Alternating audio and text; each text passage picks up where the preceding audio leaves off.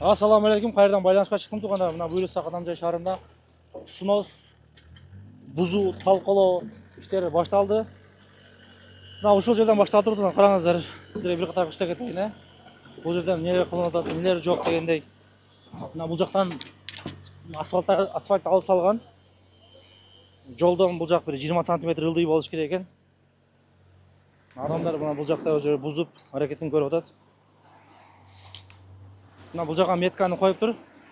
Қараңыздар туғандар, мына ұшы менен до конца ушул жақ бұзылады екен. Бұл жақ канализация болады екен. Бұл жақ 1-2 метр, мына ушул жерге чейин тротуар. Андан кейін бұл жаққа бір 6-7 скамейка қойылады екен. 1,5 метр зеленый зона, анан бұл жаққа обочина болады екен. Шундай туғандар. Сіздермен Салих Милен болды. Адамжай шаарында ақыры жаңалықтар. Анықтан Салих Милен ютуб каналынан алыстамаңыздар. Барыңыздарға игіліктүү күн.